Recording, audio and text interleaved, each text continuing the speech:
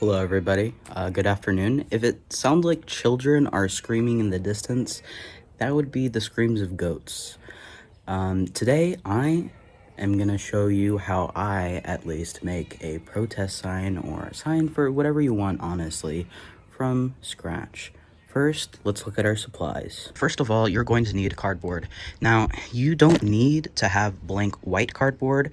You can get cardboard for free pretty much from anything. I mean, I use lots and lots of soda boxes, and if you know anyone or if you yourself work a retail or inventory job, you can often just steal these from the recycling. And all you really need is some paint of any color you choose to, cover up the designs. I am also going to put the prices of these supplies on screen, and then in the end we'll sort of have a total, and this will be the price for making multiple signs. These supplies aren't going to run out after just one sign. So if you plan to continually make signs, I would honestly suggest buying these sorts of art supplies in bulk because it ends up being a lot cheaper for you. A can of paint that I got at Home Depot. Some duct tape. Now, duct tape is generally not expensive. You're also going to need scissors and or a box cutter. I'll put the prices on screen, but these are pretty accessible and a lot of people will already have these in their homes in the first place. Then you're going to need art supplies to make your design. So I have a few options. You can get acrylic paint for pretty cheap. This is slightly better acrylic paint, and then this Apple Barrel brand is pretty much the cheapest you can find in an art store, I would say. Of course, you could always do with markers, but these are optional, and you can pretty much do anything with paint if you have small enough brushes to do more thin lines with. So yeah, if you want to go the paint route, definitely invest in some really, really small brushes, especially if you're doing smaller signs or smaller designs. And then lastly, if you would like a handle to hold your sign up with, you need something like this. This is from a picture frame. Pretty much anything that is sturdy enough. I got this from Home Depot as well, and it was even longer than this. Hold on. I don't know if you can see how long it is. It is incredibly long.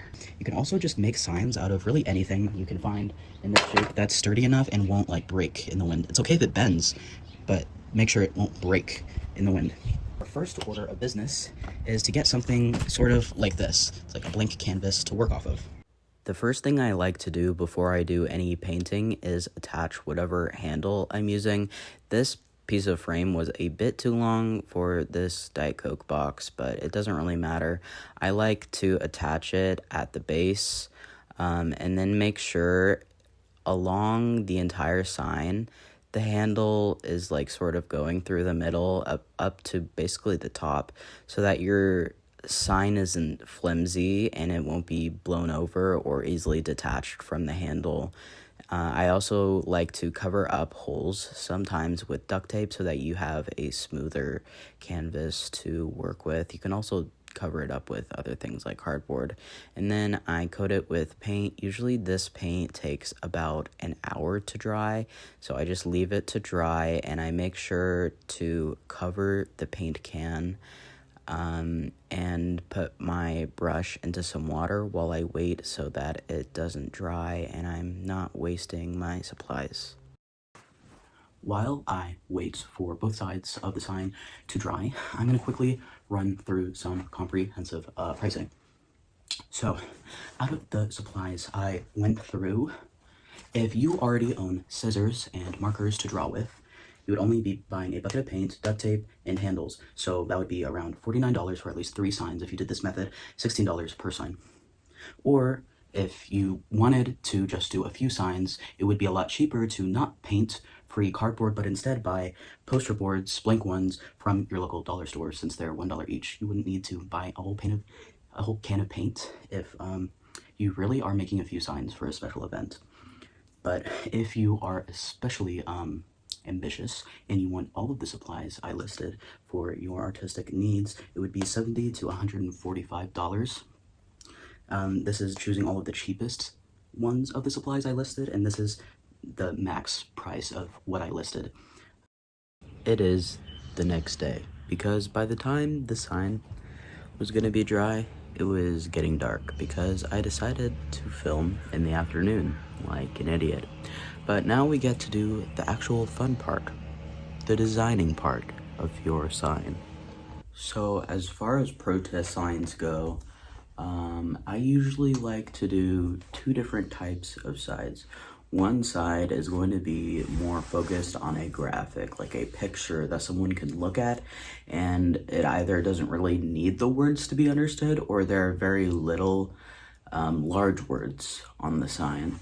This is so when you hold it up, a lot of protests are going to be like on intersections, on the sides of roads, stuff like that. So when you hold it up as someone is just driving by, it's legible. Because the other side, that is going to be more wordy, have more specific or complex message to display. That is for when people are stopped at a stoplight, for example, or there's traffic. Because when you're just driving quickly past, I don't think a lot of people think about this, but it's very hard, especially when there's a lot of protesters, to read an entire sign that has like a full sentence on it. So I like to rely on strong imagery on one of the signs, and I can just flip which side I'm showing based on how the traffic is moving. So I got to drawing and painting. My sort of idea for this sign was how people pervert the past and sort of skew it, claim that, you know, things like trans people and queer people and other injustices have never really existed in society until recently, when that isn't true at all. It just isn't broadcasted, as well as white history and other prominent histories are taught in schools. And so for the more visual picture-based side, I had Marsha P. Johnson in her very famous black and white photo, but I also added her flower crown, which is in another photo of her that is actually colored, because it actually wasn't that long ago that this happened, that Stonewall riots happened. Anyway, it's more of like an obvious visual because of the trans flag, so you don't necessarily need to read the words to understand the sort of message it's conveying. But yeah, I liked to have the words in there anyway, and they're not very hard to read from a distance. So, and it's not like Marsha P. Johnson is super duper duper recognizable. Like my mom thought I was drawing Rosa Parks when she walked in. Apparently all black activists look the same to white people.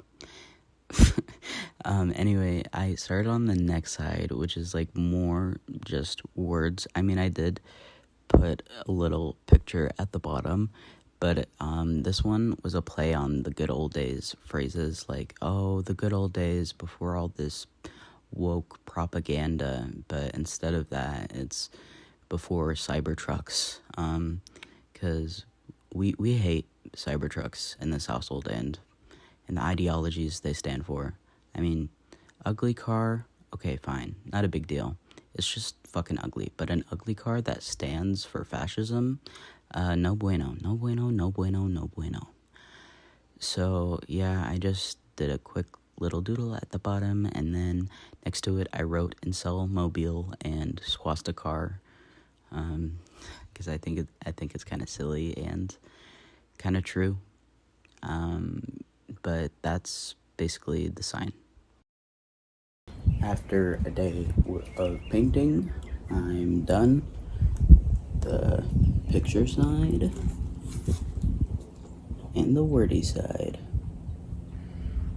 So yeah, I hope this was helpful, or at least entertaining.